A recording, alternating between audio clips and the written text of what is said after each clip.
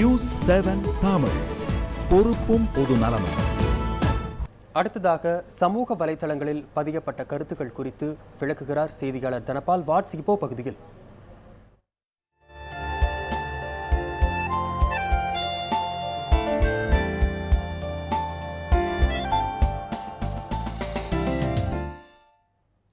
தனபால், சமூக வலைதளங்களில் இப்போ பரவலாக பேசப்பட்டு வரும் விஷயங்கள் குறித்து சொல்லுங்கள் தனபால்.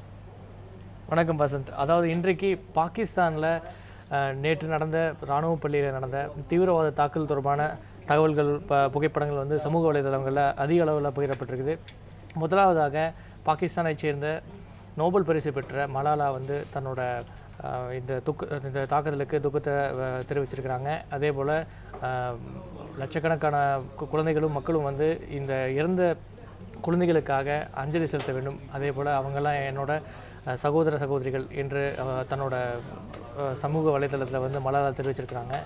அதே போல் அதுக்கடுத்ததாக பார்த்தோன்னா, அந்த நேற்று நடந்த தாக்குதலில் காயமடைந்த மாணவர்களுக்கு சிகிச்சை அளிக்கப்படக்கூடிய மருத்துவமனை புகைப்படத்தை சமூக வலைதளத்தை வெளியிட்டிருக்காங்க. நூற்றுக்கணக்கான மாணவர்கள் நேற்று இந்த தாக்குதலில் இறந்துருந்தாங்க. அதுக்காக அந்த இறந்தவங்களோட குடும்பத்தினருக்கு அனுதாபங்களும் வருத்தத்தையும் தெரிவித்து பலர் வந்து இந்த சமூக வலைதளத்தில் வந்து தங்களோட அனுதாபங்களை தெரிவிச்சிருக்காங்க. அது தொடர்பான புகைப்படத்தையும் கார்ட்டூனையும் வெளியிட்டிருக்கிறாங்க.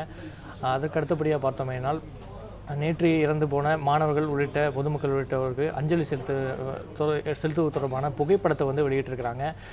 அவர்கள் வந்து மலர் அஞ்சலி செலுத்துவது போன்ற புகைப்படம் வெளியிடப்பட்டிருக்குது. அதைத் தொடர்ந்து அதற்காக பல்வேறு மக்கள் வந்து சமூக வலைதளங்களில் அஞ்சலி செலுத்த, அதாவது தங்களோட கண்ணீர் அஞ்சலியை வந்து செலுத்தி பல்வேறு ட்வீட்டிங்கெல்லாம் தெரிவிச்சிருக்கிறாங்க. அதுக்கு அடுத்தபடியாக பார்த்தோன்னா, இந்தியாவில் வந்து இந்தியா சார்பில் இன்று காலை முழுவதும் பல்வேறு பள்ளிகளில் வந்து நேற்று இறந்து போன பாகிஸ்தான் மாணவர்களுக்காக 2 நிமிட மௌன அஞ்சலி செலுத்தியிருக்கிறாங்க. நேற்று பாகிஸ்தான் மாணவர்களுக்காக மௌன அஞ்சலி செலுத்த வேண்டும் என்ற பிரதமர் மோடி தெரிவிச்சிருந்தார். அதற்காக இன்று காலை முழுவதும் நாடு முழுவதும் பல்வேறு பள்ளிகளில் வந்து பார்த்தோன்னா மாணவர்கள் வந்து எழுந்து நின்று 2 நிமிட அஞ்சலி செலுத்தியிருக்காங்க. அது தொடர்பான புகைப்படங்கள் வெளியிடப்பட்டிருக்கு.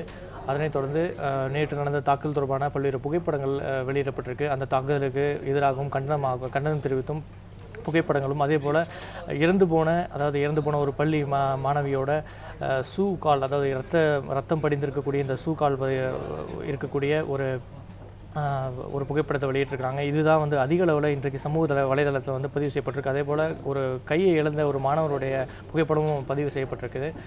அதனைத் தொடர்ந்து பார்த்தோமே ஆனால், நேற்று இந்த முன்னாள் கிரிக்கெட் வீரர் இம்ரான் கான் வந்து பாகிஸ்தானில் காயமடைந்து சிகிச்சை பெற்றிருக்கக்கூடிய மாணவர்களை வந்து நேரடியாக மருத்துவமனைக்கு சென்று பார்த்து தன்னோட ஆதங்கத்தை தெரிவிச்சிருக்காரு. அவரோட நலத்தை வந்து விசாரிச்சிருக்கிறாரு.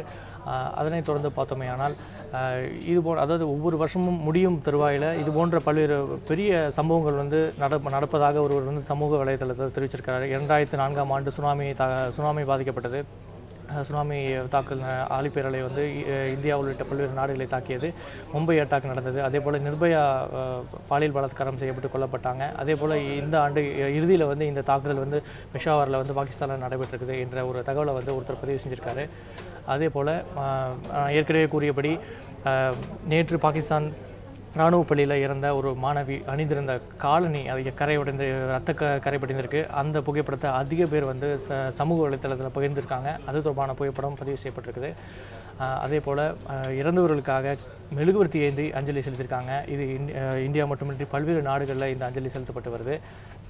பாகிஸ்தானிலும் பல்வேறு நாடுகளில் வந்து இந்த அஞ்சலி செலுத்தப்பட்டு வருது. அதனை தொடர்ந்து இறுதியாக நேற்று நடந்த தாக்குதல் தொடர்பாக இன்றைக்கு காலையில் பல்வேறு உலக நாடுகளில் பல்வேறு செய்தித்தாள்களில் முதல் பக்கத்தில் இந்த தீவிரவாத தாக்குதலும் அது தொடர்பான புகைப்படத்தையும் வைத்து ஹெட்லைனை வச்சு ஒரு செய்தியை வந்து வெளியிட்டிருக்காங்க. அதே ஒரே ஒரு பக்கத்தில் வந்து சமூக வலைத்தளத்தில் பதிவு செய்யப்பட்டிருக்குது.